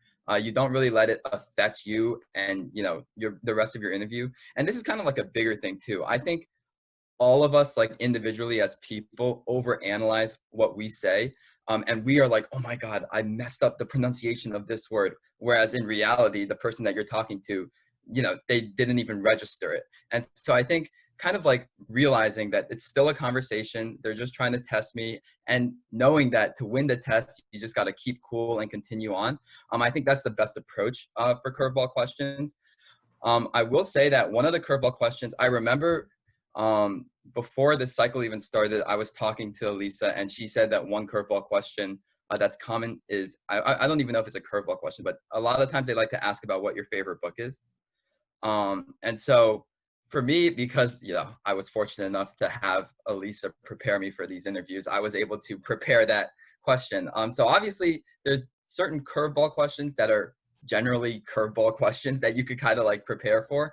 But I think the only real curveball question I ever got was when I was interviewing for the medical school at Northwestern. They asked me, what are you the most scared about for college? And that was like something that I never even thought about. And so, you know, it's definitely okay to pause. You don't need to have something fired up right away. And I kind of just like, to start, I was like, oh, that's a good one. You know, like kind of just releasing the tension in the room a little bit with a chuckle and giving myself a little bit of time to think. And then how I did that was I started off by kind of making a joke. I was like, yeah, I'm really scared that I'm not going to have my mom to cook dinner for me anymore because I can't cook for my life. And then that kind of gets everyone, you know, a joke. But then from that, I was actually able to talk about, you know, I was able to transition that into like an activity. I work with this charity called Birthday Cakes for Free. And one of the things we do in the charity are mother-son socials where we decorate cakes. And so, you know, I talked about, oh, I'm scared that I won't be able to cook without I won't be able to eat without my mom. And then I kind of talked about this relationship with my mom. And then I kind of was able to transition that into my work with this charity. And so kind of like just going with the flow and seeing, you know, where you can make those connections. And always, you know, a joke, I think, always works as a good way to lighten the mood and make yourself seem very personable. Yeah, no. I do hope that your mom has helped you cook a little bit at least. Yeah. I think by far everyone loves humor. And so if you really don't know what to say, just say, wow, that's a very interesting question. But I think there's two aspects to these types of questions. I think for sure one of them is see if you get rattled or not. And the other one is, are you creative? Can you come up with a really cool and creative answer? I don't know if any of you are applying to a school like U of Chicago, but I know a lot of their essay questions are essentially curveball interview questions. And they're kind of just like really out of the box, and they're trying to test how you're going to answer it. And I know a lot of that is, how creative can you really be? And so, like Austin said, there are generic curveball questions, like who would you want to take to dinner, or what's your favorite book, that I think that you can prepare for. I personally had one curveball question, but it wasn't like the typical ones. It was a question specifically about a grade. And so I had not actually prepared an answer to this because, like Lisa said, rarely does she ever ask about grades or test scores. And so, but it all happens naturally. And so then it kind of tied into, well, that initial grade then became a better grade the next semester. And then I developed the relationship with the teacher. The teacher ended up writing a recommendation for me. That recommendation is the one you read when you were analyzing me, who I am. And so it kind of tails off. And then again, it can become a story, which is why what Austin and Lisa said initially on how you don't prepare necessarily direct answers to questions. You prepare kind of how you're going to talk about different experiences and events, because I think from there you can use those different experiences and events that you've prepared and then incorporate that in. Like for Austin's example, that community service organization could have been easily tied into that question when he gave that joke about how he can't cook for his life, and then birthday cakes, and then from there. So really, you can incorporate any aspect of your life into these curveball questions. But I think that there is a sense of how creative can you really be? Don't put pressure on yourself to go really, really out of the box and be like, oh my God, I want to be as creative and memorable as I possibly can be. And then say something, think about it a little bit later and be like, that is not something I should have said.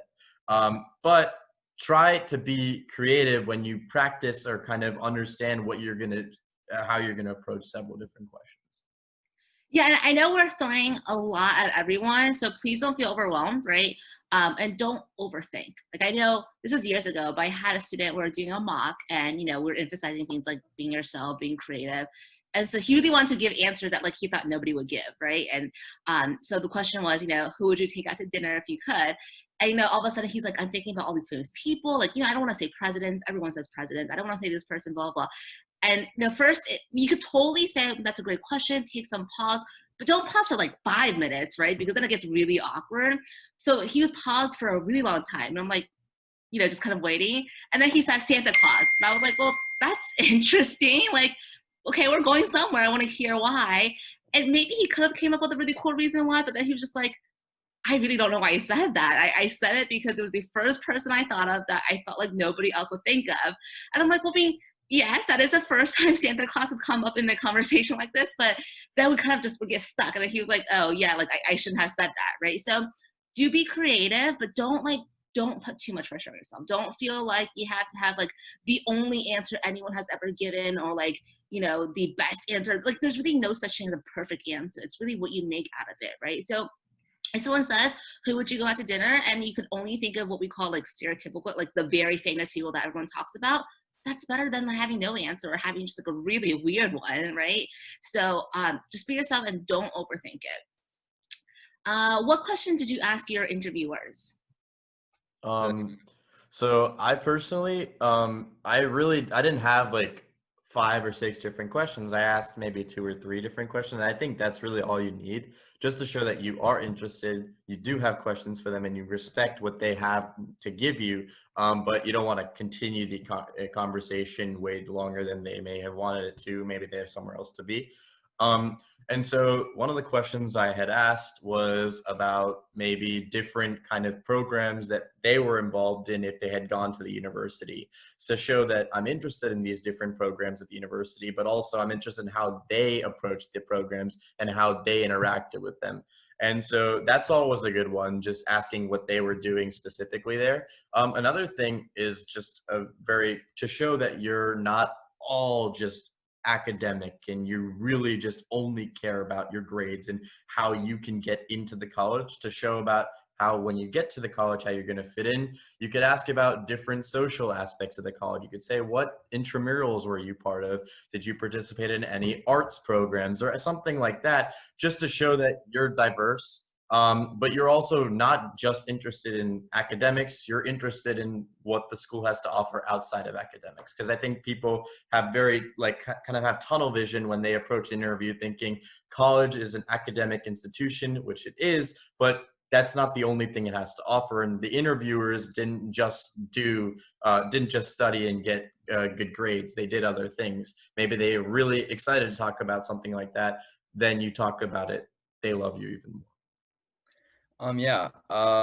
So I totally agree with everything that Vinay said. For me, I generally use these questions at the end of the interview to kind of try and find other ways to connect with the interviewer. And so in a general sense, this could be something like, what were some of your favorite memories when you were in college? Something like that, is personal to them, that they look back on fondly. In specifics, one of the best interviews that I had the best feeling about was my Yale interview.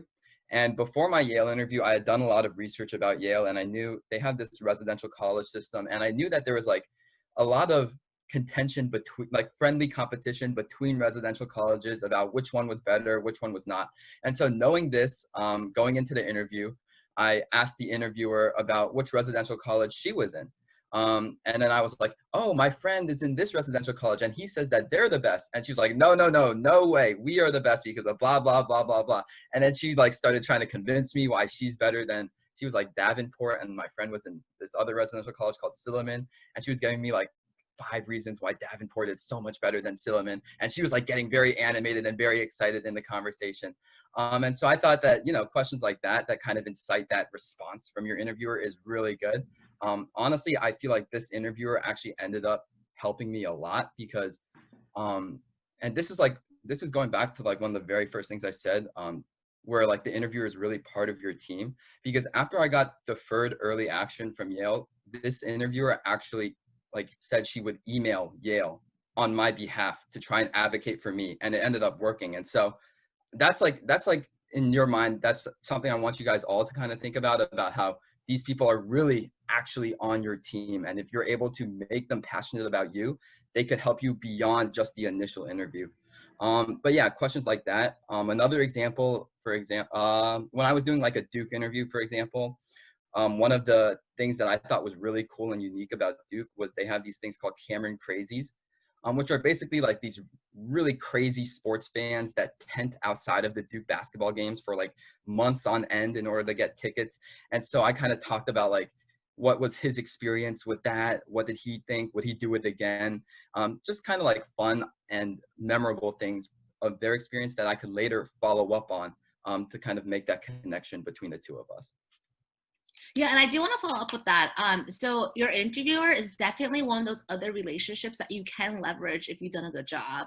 So for example, if you were, like Austin said, if you were deferred from early action, if you just had like a very, again, I don't want to make it sound like it's going to break you, but if you just had like a very ordinary interview, most of the time, like it's not that they don't want to, but like they don't know what else to say that they may have already not said, right? But if you like blew them away and you're like, oh my gosh, this kid is a perfect fit for our school, what are you thinking, right? Then that's when you have them like reaching out, right? And then they'll say, you know, this has been such a great interview, I feel like this person will be a great fit, and here's all the reasons why, right? So it could definitely help you. And I love the examples that also was talking about for each school, like for Yale, he did this, for Duke, he did that, because even though these are like very social, cultural kind of questions, it shows that he knows the research. And like Renee said, these questions sometimes are even more effective than being like, well, Yale's department of this and this, what do you think about, like, first of all, the interviewer probably doesn't know, like they don't know every single research project going on at their school, nor do they know every single professor, right? So A, that's probably not the best question, but B, that's just, you don't really connect with people on that level, right? Like if they're just telling you about this department and this research, it just feels very clinical, right? Versus like if they tell you about a memory, or they ask you for a memory that you've had, or they tell you about their research about this organization, this club, that just feels a lot more human, and they're much more able to connect with you on a human level. Okay, last question for our panelists, and then we will open it up for more Q&A, is how did you follow up? Vinay, do you want to start? You can. Okay. So honestly, following up was probably one of my favorite parts about the interview process. I love to, I don't know, I like to like send like an email afterwards, just kind of highlighting what I thought came out of our interview. And so one thing that I always did after an interview was I would like sit in the car in my parking lot, and I would take my phone and I would open the notes app, and I would just like jot down really quickly what I thought was like memorable about the interview, specific things that she said that I connected with, or that I said that, you know, elicited a response from that person. And in the follow-up email, you know, obviously you go through that normal, like, thank you so much for taking the time, etc., blah, blah, blah. But then I was like, I was super excited when you started talking about this. It's clear that, you know, Yale has this awesome culture of residential colleges, blah, blah, blah. And like pointing out specific parts in the interview that I thought really stood out. Not only does this, you know, look good on your part, like you really care, but it also just, in my opinion, helps them remember what you guys talked about. Because I know, like, you know, again, with that Yale interview, after me, she had another person. Like, as I was walking out of the Starbucks, another person was coming into the Starbucks to interview.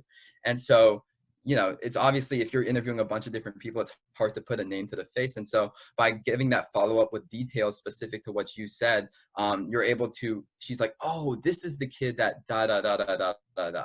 And so I feel like being specific and thorough in your follow-up is actually something that not a lot of people do, but I think if you do it, it could be really to your advantage.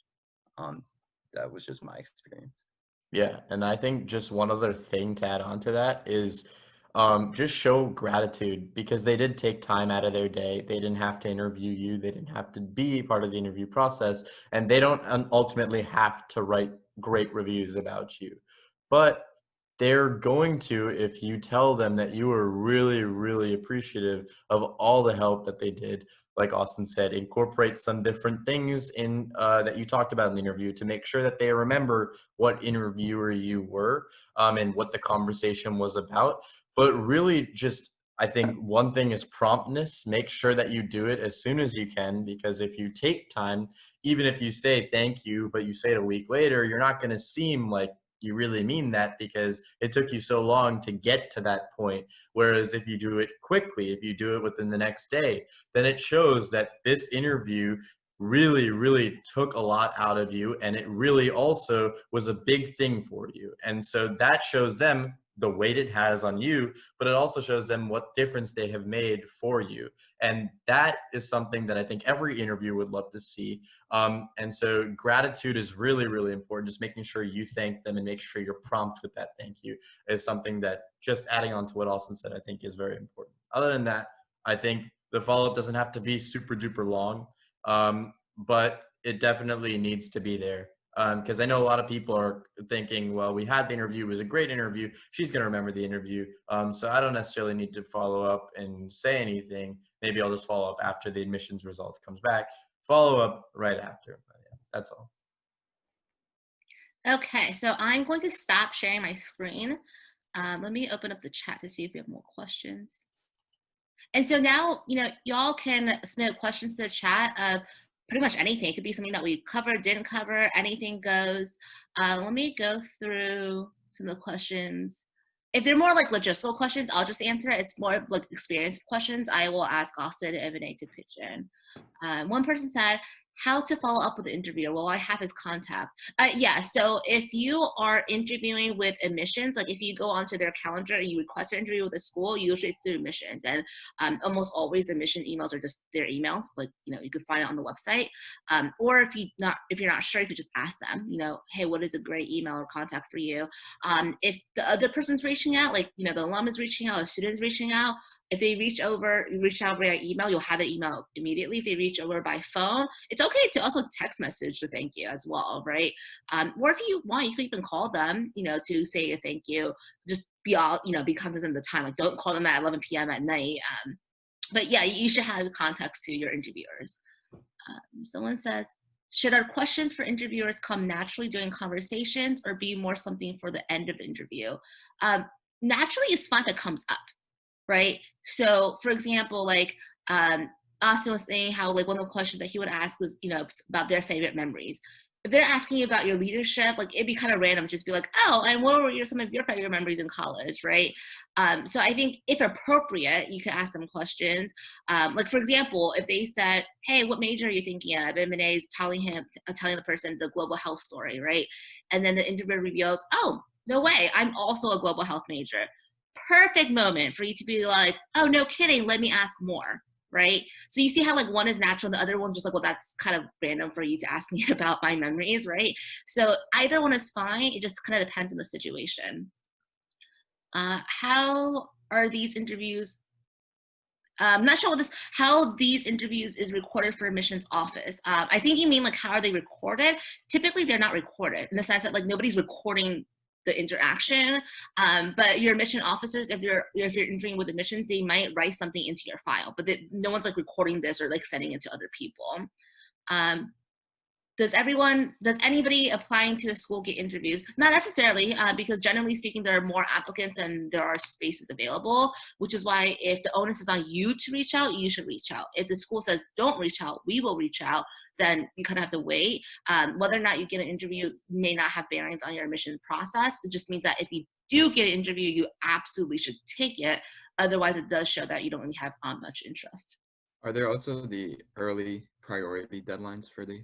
Oh, yeah, really good reminder. Yeah, some schools, for example, have priority deadlines. So like for Duke, their regular decision is 1 day, but if you want a priority for interviews, it's actually a few days before that deadline. This is also true for like most schools, even they don't have like a set priority deadline. So for a lot of like the top tier schools like Princeton, Stanford, so on and so forth, they say we will reach out to give you an interview if we have one after we get your application, like your whole thing.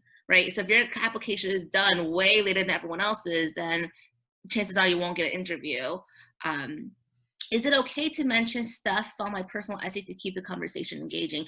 Absolutely. I mean, your personal essay, I assume you mean your comment app. I assume that's like a big deal, right? Like a big personal story, absolutely. But don't assume they've read it. Even if you're interviewing with admissions, even if you already applied, don't assume that they've actually gone to your application and read it. Like, don't be like, oh, so remember when I talked about this in my essay, and then start elaborating, because they might be like, no, I have no idea what you're talking about, right? So it's totally okay, and it happens all the time for students to talk about things that they mentioned in their personal essay, because after all, it was personal, it was a big deal. But again, don't assume the other person knows what you're talking about. As opposed to bragging, some of the kids are not very comfortable talking about themselves. What are topics they should prepare? Some of the things that they did, in their opinion, is not a big deal. What is your advice to these kids? I think generally, if I could condense this question, it's basically asking like, how do you brag about yourself without bragging about yourself, right? And I think the big thing is like, we really want to focus on being able to explain why you do the things that you do and what you got out of it. Right. So I think like a bad way of doing this would be like, I went to this and this debate competition, I got this and this award. But that doesn't really tell me much about your personality, right? But a better way would be like something like Renee or Austin, they talked about how debate gave them a platform, gave them a voice, and here's how. And again, the emphasis I want to make is the story angle, right? It's kind of like in an essay when we tell students, show me, don't tell me, right? When you tell me debate has made a big impact on me, I'm going to forget in 2 seconds because I'm going to be like, I don't know why, I don't know how, right? When you tell me a story, you don't have to say debate has made a big impact on me, right? When you tell me the story, I'm like, wow, debate has made a big impact on you, right? And now I know why. So that's going to resonate a lot more with me than just simply just listing a bunch of awards and, you know, a bunch of accomplishments that we had. One thing I can also let me add open to up that. Go ahead. One thing I can add to that is like obviously if you're talking about your accomplishments but you're only talking about the accomplishments, it's going to sound like you're bragging because that's the only thing you're really talking about. But I think if you want to talk about your accomplishments, that's okay, as long as you can kind of follow it up by saying, but this is kind of what I learned from that. This is what I learned about myself from that. Because when you do that, it kind of goes back to that initial question that had been brought up about what are some of your weaknesses. Colleges and interviewers want to understand if you're able to kind of take away different things from a certain accomplishment, not just, oh, I won this thing. How did you win it? What did you do previously that prevented you from winning it? And how has that impacted you? And how has that changed? Because I think once you're able to kind of show that you learned from something, it admits that you initially had a weakness there and that you may still have a weakness there, which then definitely is not bragging at that point. It's more, I did this and I'm really, really proud of it because I came from here and then I got to here after this amount of work. And I think that is somewhere to show that you have accomplished some great things, but you're not just talking about that accomplishment. You're talking about the journey getting to that accomplishment and initially how you were prior to it, so that you can show that kind of weakness there, and that now maybe it can be a strength. Yeah, I mean, for me, I think people definitely shouldn't worry about trying to include everything on their resume in their interview, because, you know, like I said earlier, the admissions officers already have all your activities. You don't need to like hammer in like, I did this, and that. I think if you're robotic with how you present yourself, it does come off as bragging because you're just listing a list of accomplishments. And that goes back earlier to what I said about, it's more, I think, the content of your activity versus the name or the fancy title of the activity itself. When you are talking more about what was my experience within this activity, then it becomes more of, I'm not telling you what I have done, I'm telling you who I am. I'm telling you these personal things about me. And it just so happens that, you know, this big accomplishment came out of this. And then that comes off as, oh, he's being, you know, insightful, and he really knows like who he is, and he's trying to help me understand that, not bragging, in my opinion. Okay, some of the other questions, and some of these are a little bit more logistical. What months do interviews usually happen? So if you're a senior, interviews can, like, they're literally happening now, right? So if you're a senior and you have a school where you request the interview and not the other way around, you can start requesting now. Obviously, if you don't feel prepared and you're a little bit nervous, don't do it now. But if you are ready, I would say now is better than the fall rush, because the closer we get to, especially the holidays, the crazier it gets, right? But interviews can go from now until literally the decision date, like in the spring, right? So if you're a senior, now is not too early, okay? If you're a junior, some schools, not all schools, but some schools may start interviewing even in the second semester of junior year, right? Whether or not that's appropriate, I think it depends on the student, right? I would never want someone to do an earlier interview if they're not ready, because that's not really going to bode well, right? But if you're a junior, we would actually recommend for schools that allow it that you interview, not like now is way too early because most schools don't even open up to first semester juniors, but not really during the earlier parts of your second semester junior year, only because the seniors are still getting interviews and the admission officers are still really overwhelmed, and it just, it's a lot at once, but towards the tail end of the second semester. But most importantly, for all the juniors, you really should be looking into interviews now if you're ready. If you're not, get ready and start looking into them. The longer you wait, the more likely they're not going to have spots. This next question is super, super, super important, okay? This is super, super important. Would it be appropriate to ask the interviewer's opinion about your probability of getting in? No, I cannot emphasize that enough. Please don't ask that. It is awkward for everyone, right? If you're interviewing with a student or alum, like somebody who's out of admissions, I don't have your GPA. Like, I literally don't have your academic qualification. So I could never make a, like a legitimate answer to that, right? And B, any normal human being is going to want to sound polite, right? No one's gonna be like, no, you have 0 shots, stop trying, right? Like that's gonna be awkward for everyone. So they're always going to be like, I think you're a great candidate. So like whatever answer they give you isn't gonna be helpful. But more importantly, the reason why I always say no, even if you're interviewing with admissions where they have your files for everything, it's an incredibly awkward question to ask, right? Like, what are they supposed to say? Right? And then how are we supposed to follow up with that question? If they say yes and you don't get in, then you're gonna be like, well, why'd you say that, right? And if they say yes, and now they're worried that like maybe they gave you false hope, or like, it just, don't ever ask that question. That's like, I mean, that's a fair question to ask of me right now. Should I be asking that question? I'm glad you brought it up. But in a real interview, never ask that question because it could only lead to awkward conversation. Somebody said, did you talk about current events, or did it ever get political? I would say, like, you could talk about current events. That doesn't mean it gets political necessarily, right? So, for example, if you're somebody who is involved in social justice and the Black Lives Matter movement, you can certainly talk about current events, but you don't have to be like, well, this is why Trump sucks, right? Like, there's a fine way of talking about current events, and I think it's great to talk about that if that's what you're into. It shows that you're really aware, right? It shows that you're really involved in the community and up to date with everything that's happening. But you don't ever want to come across as like bashing a political party or a political individual, simply because you have no idea what your interviewer thinks, and for all you know, they may be the exact opposite as you, right? Vinay and Austin, did anyone ever talk about politics in your interviews? I think the closest thing I got to that was I was asked about like bioethics in one of my interviews, kind of like about I think it was like animal testing or something like that, because we were talking about research and stuff, and I was and then I just turned it into like, I asked the interviewer about her experience with animal testing when she was doing research, and we I didn't really want to have an opinion on that just because I didn't know what the other person thought. And so the way I approached that was I kind of just used it as an opportunity to pivot, like to talk about something else, like research. But yeah, that was like really the only time that I really got close to something political. Yeah, no, I agree. I think most people try to avoid that.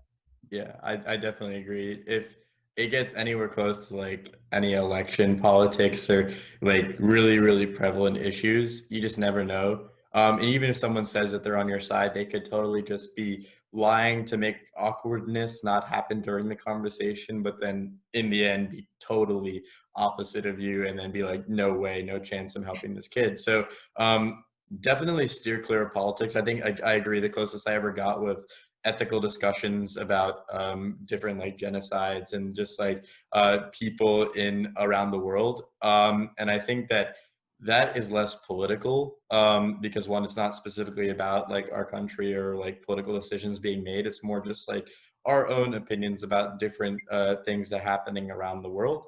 And I think you don't have to, you can have those conversations without things getting heated or things, it's just like a general conversation. What do you think? Oh, I think this. Oh, okay, I think this as well. Or, oh, I think a little bit differently, but I understand your point. If you're going to have those conversations, or if the interviewer is forcing it on you, you could either say just like, no, I don't necessarily feel comfortable talking about that, or you can kind of just be very, very understanding, not very one-dimensional. But I rarely think that anyone is ever going to want to discuss politics, just because there are so many ways that it could get out of hand. And so you personally should never try and bring up any political discussion is what I would say. Yeah, one thing I will know, almost never do interviewers talk about politics because they don't want, like, you know, those dinner table kind of almost fights during Thanksgiving, right? They don't want to engage in that, right? However, if you are going to be a political science major, like you're literally major in political science, then you should definitely prepare for those scenarios. Not that, again, I think there's a fine line between talking about current events and exploring passions versus like, here's my opinion on this particular politician, right? But if you are applying to a major like that, you should be more aware that's going to be more common because they have to, right, to talk about your interests, but then be able to talk about political science from a research perspective, from a passion perspective, from things like getting constituents outreach and, you know, voter turnout, rather than like, we got to vote Trump out of office, right? Like those are two very different kind of angles. But yeah, for the most part, most of the time the interviews don't get political. We have a follow-up question.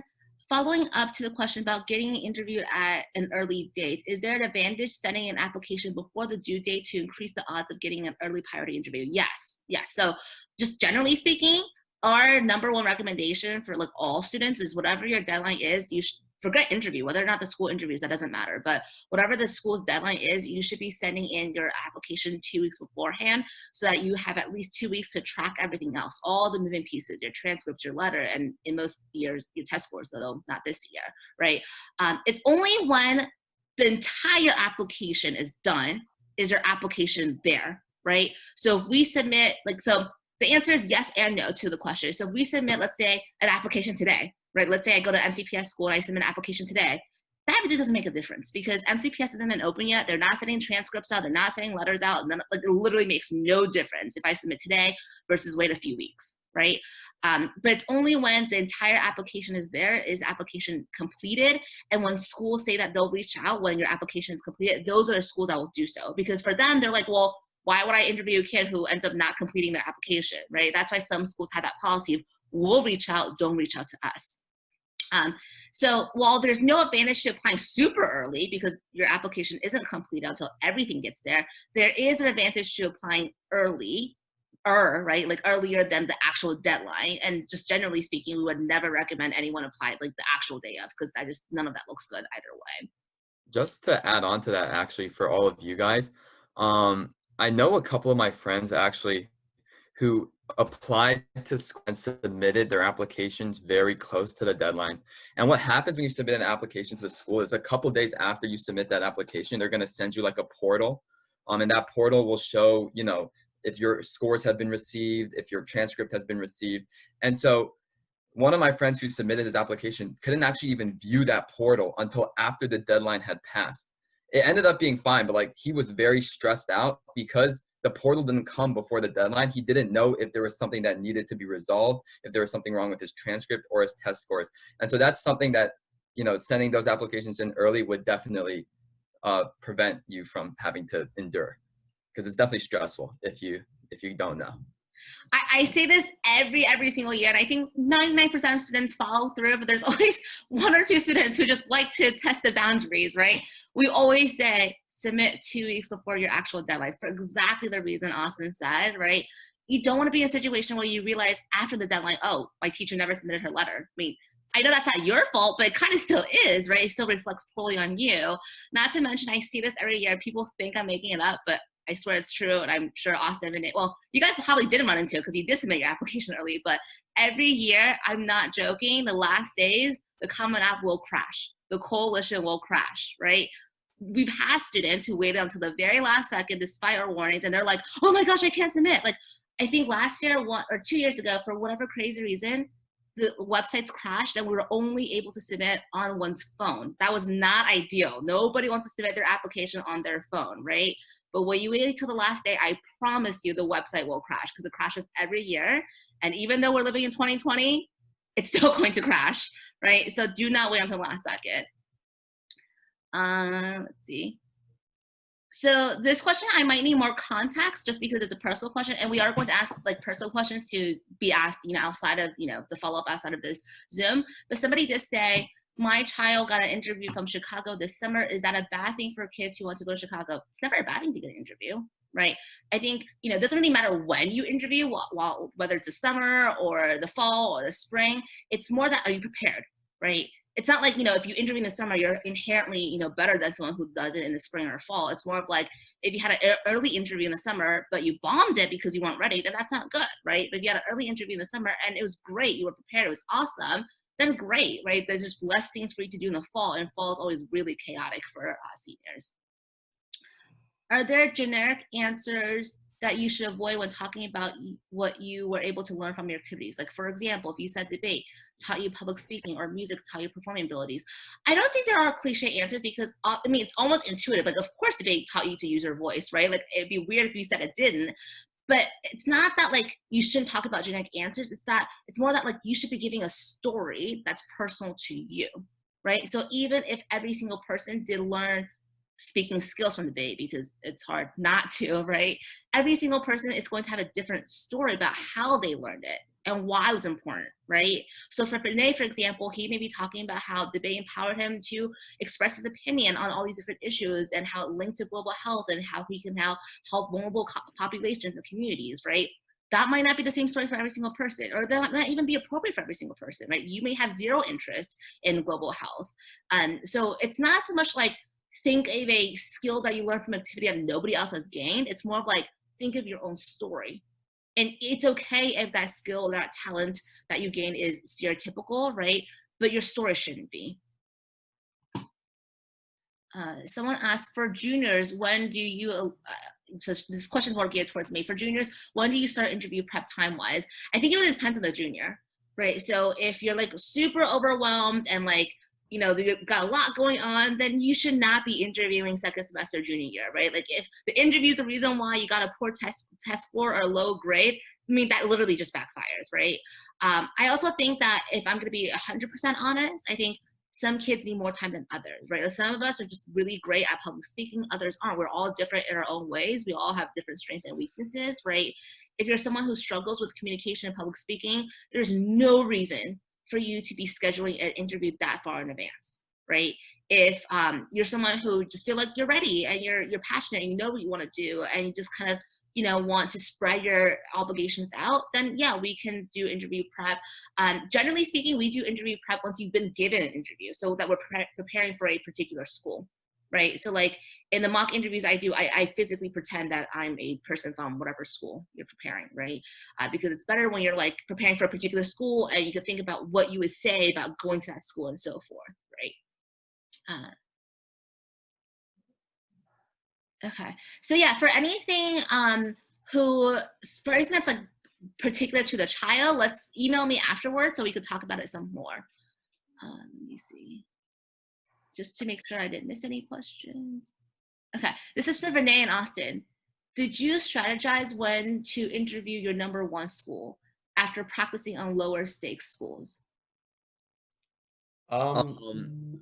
For me, it was just, they reached out to me and they gave me dates. And so I was pretty much locked into, you know, I didn't want to be difficult. So I was just like, yeah, that's perfect. It works for me. And so there wasn't really like a timeline strategy per se. So yeah, no, I did not plan out the interviews. Yeah, going back to what I was saying before, I think that you shouldn't try and plan the interviews around your personal schedule and say, you know, I don't want to do this date. Can you do this date? Because maybe the interviewer can. But they've given you select dates, and you're probably more flexible than they are in terms of what you can do. So I wouldn't necessarily hold like schools and say, oh, these are lesser schools. So this is kind of like a loser interview. I don't really need to pay that much attention. Let's just call this a warm up. Maybe you could use it as more practice because you might not be looking at that school as much, but you should still show that school that you care about it. And you should still kind of say, this is when I want to do that interview. Or if the person says, these are the days that work, be very receptive, because let's say you don't get into that top school that you're aiming for, but then you do really poorly with this interview and you kind of come off as a little bit rude, then you may hurt your chance with this other school. So I wouldn't treat the schools as like this one's lesser, so I don't need to pay as much attention to it. I would say always, if an interviewer reaches out to you, let them know that they're the important. And so kind of plan your interview around what they say works best for them. Yeah, okay, go ahead, Austin. I mean, I personally, I don't think applying to school just to get a practice interview from that school is a good reason to apply to that school. And so that's definitely not something that, you know, I wouldn't like apply to a lower school just to have a warm-up interview. I don't think. It's also just a lot of work on your part. It costs money too. Like, everyone's trying to save money. The application. What I will say, I think the parents probably meaning more of like, of the schools that are on your list that like you liked all the schools, did you like schedule them in a way where like your dream school is at the tail end? What I would say is that it really depends on your college list. For the most part, it may not even be possible. So if you're applying to a list of 10 schools and all of them are like, we have a policy where you don't reach out to us, we reach out to you on our timeline, then you really can't do much, right? Because when, like Vinay and Austin both said, when they reach out, the polite thing to do is, work around them. Like if they said, here are some dates for the next 2 weeks, you can't be like, well, what about next month? That's not gonna look good. So if you happen to have a college list where they do the reaching out, there's really not much you could do, right? Like you just gotta go with the flow, go with their availability. If you happen to have a list of colleges where you could do the reaching out, you have a mixed bag, I think as long as, like Renee said, as long as you have the mindset that every college counts and not like this is a warm-up interview and I could just do whatever for the real thing, I think it's okay to put, your number one school at the tail end if you have the opportunity to do that, right? It just really depends on the kid, because sometimes I also feel like someone who's really good at interviewing, right, and they don't need that extra practice, sometimes they just kind of get jaded. They're like, oh, this question again. I'm just going to say the same thing. Like, you know what I mean? They're not like, they feel more rehearsed. They feel more tired. They're more overwhelmed. So I don't really think it's always the best necessarily to save your number one school towards the end, just because by then you might be too rehearsed or you might just kind of be over the process, right? I will say working with senioritis is real. Usually the energy just gets worse and worse as the semester goes on. So I think the strategy just really depends on the student. But I think maybe if you do have the option to choose, it probably wouldn't make sense to put your number one school as your first interview, but quite often you probably don't even have that, luxury of choosing the date and time. Especially if your number one school is the one that you're early decisioning, early actioning, then you're pretty much going to have to deal with that interview first. Yeah, that's a great point. So if you're early decisioning to your number one school, in all likelihood, that's probably going to be your number one interview, like in terms of, the deadline. So then, you don't really have much of a choice there. Let me see. I don't see any other questions in the chat.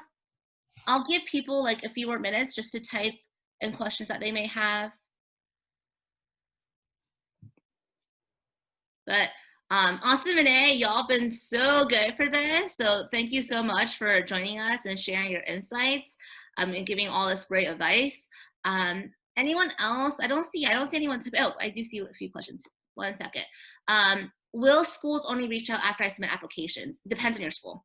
So everyone on this call who is one of our enrolled seniors, juniors, obviously it's next year, the rules might change by then. For everyone who is a senior on this call, you should receive the spreadsheet from me or your consultant that basically says, here are the interviewing rules for every single school. Okay, so without knowing the exact, like school you're talking about, can't give you an answer. So I could give you an example. So for example, with Princeton, they will only reach out to you after your entire application is complete. So even after you submit your application, they're still not going to reach out to you until they have your letter, until they have your transcript, and blah, blah, blah, so on and so forth, right? Okay. Case Western is different. Case Western, if you're applying to Case Western, you can literally go on the website, right? Like I could go today, like right now, right? And sign up for an interview, right? So whether or not the school is going to only reach out to you after you apply, if you're applying to Case Western, they're never reaching out to you. They're waiting for you to reach out. So if you're waiting for a case to reach out, it's never going to happen. Right. In fact, I can actually, let me see if I can actually share my screen so I can actually show people what it looks like. And again, not every school allows this. So you really have to pay close attention to your rules and make sure that you're looking at our spreadsheet. But let me see if I can actually, Let me see, share screen. Okay, so I think everyone sees my Safari open, right? Yes, can people see my screen? Oh no, it's. For me, it's just a blank screen. I don't know if it's my computer. Okay, maybe because my chat box is still open. Give me 1 second. Sorry, guys. It's a little bit hard to navigate both the chat box and the screen share all at once. Let me see. Let me try to do this again. Can everyone see the Google homepage? Yeah. Okay, so it's as easy as typing in Case Western interview. Now, if you go to our spreadsheet that we sent, you could actually click on the direct link. But it's usually the first hit. Schedule an interview. Okay, so I click on schedule an interview, and I could literally schedule an interview like right now, right? So it says, since interviews are currently being held remotely, please go here for the virtual interview. Okay, schedule an interview. So I can see that, you know, Monday not available, Tuesday, unsurprisingly, that's like the next few days. I could literally click on the 26th and there you go, right? September is pretty open. October, I don't think it's not open. I think they just haven't put up their availability yet. And that's pretty common because it obviously has to be their office schedule. But generally speaking, like right now, this is true of most schools that you can request interviews. You could almost request one for any which day. By the fall, by October, I guarantee you that calendar is not going to look like this, where every single day is open. But yeah, you could pretty much reserve any single date. So again, what you should be doing depends on your school. If you're waiting for a school like Case to contact you, they're never going to contact you because you're supposed to be doing the contacting. Okay, let me see if there are other questions.